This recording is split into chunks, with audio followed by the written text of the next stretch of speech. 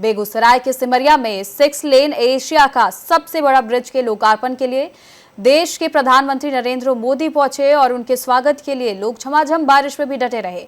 वहीं प्रधानमंत्री का अभिवादन भी स्वीकार किया गया। खासकर दिनकर की भूमि में जुटे लाख की संख्या में लोगों ने नरेंद्र मोदी की एक झलक देखने के लिए बेकरार दिखे। वहीं प्रधानमंत्री नरेंद्र मोदी एनएसजी सुरक्षा घेरे के बीच ब्रिज का जायजा लिया और साथ ही लोगों को अभिवादन भी किया। देखिए, अभी मेरी मौजूदगी है बेगूसराय के सिमरिया पुल पर, जो 6 लेन ब्रिज बेगूसराय में मोदी सौगात के रूप में दिए हैं। भारत के जो प्रधानमंत्री हैं नरेंद्र मोदी, जिनका आज यहाँ लोकार्पण है और उस ब्रिज का लोकार्पण करेंगे। अभी यहाँ हज़ारों की संख्या में लोग उनको देखने के लिए उपस्थित हैं। आप देख सकते हैं कैसे बैरिकेडिंग की व्यवस्था की गई है। कोई सभा की व्यवस्था नहीं है, सिर्फ वो निरीक्षण करेंगे उस ब्रिज का, क्योंकि वो एशिया का सबसे लंबा और चौड़ा ब्रिज है। अभी हमारे साथ बहुत सारे लोग, आप पीछे भी देख रहे होंगे, सब एक झलक मोदी को देखने के लिए बेकरार हैं। हमारे साथ हैं कुछ इस दिनकर की भूमि पर जो खड़े हैं। क्या नाम है आपका? मेरा नाम विनोद बिहारी, युवा कवि।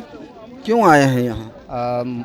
मोदी जी का आज ये 6 लेन पुल का जो है उद्घाटन है, उसी में हम लोग आए हैं सिमरिया गांव, राष्ट्रकवि रामधारी सिंह दिनकर के गांव से देखने के लिए। और रामायण में जब रामचंद्र जी को लंका पार करना था तो उन्होंने समुद्र से अनुनय और विनय किए थे। 3 दिन तक अनुनय और विनय किए थे और उसी अनुनय विनय के क्रम में हमारे राष्ट्रकवि रामधारी सिंह दिनकर ने लिखा था कि 3 दिवस तक पंथ मांगते रघुपति सिंधु किनारे, उत्तर से जब एक नाद भी उठा नहीं सागर से, उठी धधीर अधक पौरुष के राम आग के सर से। तो रामचंद्र जी ने जब अग्निबाण का अनुसंधान किया और तब जो है सिंधु देह धर त्राही त्राही करता आ गिरा शरण में, चरण पूज दासता ग्रहण की बंधा मूढ़ बंधन में। तो समुद्र को जो यह मूर्खता था कि हम रास्ता नहीं देंगे, और रामचंद्र जी के द्वारा जब वह अग्निबाण का अनुसंधान हुआ तब जो है समुद्र जो है थर-थर कांपते हुए राम के शरण में आए थे। और उन्होंने ही बताया था कि आपके टीम में नल और नील हैं जो इस पर समुद्र सेतु पर बांध बना सकते हैं और आप लंका में जा सकते हैं। तो उसी प्रकार जो है यह गंगा पर जो है यह 6 लेन सेतु जो है वह राम समुद्रम सेतु की तुलना में ही कहा जाए तो कम नहीं है, क्योंकि आने वाले समय में ये पूरे बिहार के लिए यह पुल जो है एक ऐसा मार्ग साबित होगा जिससे आने जाने में लोगों को कम समय लगेगा। जो पिछले कई वर्षों से यहाँ के आसपास क्षेत्र के तमाम लोग जो भीड़ का सामना करते थे, घंटों शादी विवाह का जब माहौल होता था तो लड़के और लड़कियों की गाड़ी। सबसे पहले मैं अपने दर्शकों को बताना चाहूँगा, ये दिनकर की धरती है, जो सिमरिया स्थल एक दैविक स्थल के रूप में भी विख्यात है। और उसी दिनकर की भूमि से ये आते हैं। ये कवि के रूप में भी जाने जाते हैं, विनोद बिहारी इनका नाम है। आपका शुभ नाम? जी, प्रियव्रत कुमार। प्रियव्रत कुमार। क्यों आए हैं? क्या मतलब आज कुछ मोदी जी की तरफ से फिर कुछ ये लग रहा है जो कुछ सौगात मिलेगा बेगूसराय को? सर, पुल का आज उद्घाटन होना था तो इसीलिए हम लोग देखने आए और साथ ही साथ स्वागत करने भी आए कि आप मिथिला की इस पावन धरती पर आप यहाँ आ रहे हैं। दिनकर की भूमि है तो हम लोग यहाँ पर स्वागत करने के लिए उपस्थित हैं। और कुछ कहना चाहेंगे? कुछ दिनकर की भूमि से संदेश देना चाहेंगे आप? सर, दिनकर की जब साहित्य डगमगाता है, जब राजनीति डगमगाती है तो साहित्य उसे संभालता है। तो मैं दिनकर के शब्दों में यही कहना चाहूँगा कि जो सूरवीर होते हैं वो कभी डगमगाते नहीं हैं। तो उनकी एक कविता है रश्मिरथी का 3 सर्ग में ये कविता है कि सच है विपत्ति जब आती है, कायर को ही दहलाती है, सुरमा नहीं विचलित होते, क्षण एक नहीं धीरज खोते, विघ्नों को गले लगाते हैं, कांटों में राह बनाते हैं, मुँह से कभी न उफ कहते, संकट का चरण न गहते हैं, जो आप पड़ता सब सहते हैं, उद्योग निरत रित रहते हैं, सूलों का मूल नसाने को बड़ खुद विपत्ति पर छाने को, है कौन विघ्न ऐसा इस जग में, जो टीक सके वीर मानवों के मग में, खम ठोक ठेलता है जब नर, पर्वत के जाते पाँव उखर। मानव जब जोर लगाता है, पत्थर पानी बन जाता है गुण एक से एक छिपे मानवों के भीतर। मेहंदी जब सहती प्रहार, बनती ललनाओं का श्रृंगार।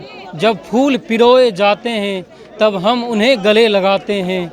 वसुधा का नेता कौन हुआ, भूखंड विजेता कौन हुआ, अतुलित यश क्रेता कौन हुआ, जिसने न कभी आराम किया, विघ्नों में रहकर नाम किया। तो मैं उन सभी लोगों का धन्यवाद देता हूं जो इस पुल निर्माण में अपना सहयोग किए, एक श्रमिक से लेकर इंजीनियर से लेकर। तो मैं बताना चाहूँगा, ये लोग जो हैं वही दिनकर की भूमि से हैं और दिनकर की भूमि में कवियों की कमी नहीं है। एक से एक यहाँ आपको दिनकर के भक्त मिलेंगे, उस गांव के भक्त मिलेंगे। क्या नाम है आपका? मेरा नाम अमन कुमार है। क्या कुछ उम्मीद है मोदी जी आज कुछ सौगात देंगे? मोदी जी पूरा कर दिए। 2 घंटा तो इसमें जाम में हम लोग रहते थे, अब 2 घंटा हम पटना पहुंच जाते हैं। कुछ दिन पहले एगो आदमी का मम्मी जी एक्सपायर कर गए थे, वो मात्र 2 घंटा। क्या नाम है आपका? मेरा नाम अमन कुमार हुआ। ये झमाझम बारिश के बीच में भी लोग बने हुए हैं, हजारों की संख्या में। आप देख सकते हैं, पीछे में कैमरा पर्सन को कहूँगा दिखाएं, जो हजारों की संख्या में। क्या बाबा चचा बरसात में परेशानी भी हुई है? परेशानी तो कुछ हुआ है, बरसात में परेशानी तो। मोदी जी से मिलने आए हैं? हाँ, मिलने तो आए क्या हैं। कुछ उम्मीद है सौगात देंगे? उम्मीद तो है, अब देंगे तो देखेंगे। क्या नाम है आपका? रामकेश्वर सिंह। क्या नाम है सर? विजय कुमार। क्या कुछ उम्मीद है मोदी पूरा जी से? उम्मीद है। क्या उम्मीद है? देश का विकास हो रहा है और भी होगा। आज कुछ देंगे बेगूसराय को फिर से नई सौगात? बेगूसराय के लिए, पूरे बिहार के लिए गया जी घोषणा किए हैं 13,000 करोड़ के लिए। 13,000 करोड़ गया से किए। घोषणा कर दिए। तो आप देख सकते हैं कहीं न कहीं सौगात की बौछार मोदी जी लगा रहे हैं बेगूसराय के लिए, जैसे कि उनके चहेते चाहने वाले सब कह रहे हैं, जो वहाँ से ये अनाउंस किए हैं 13,000 की सौगात है। ऐसे में ये लोग आस लगाए बैठे हैं जो बेगूसराय को फिर कोई नई सौगात मिलेगी और बेगूसराय का फिर से विकास संभव हो पाएगा। ऐसे में आप बने रहे हैं रफ्तार मीडिया के साथ। अगली खबर के लिए मैं हूँ नीलेश।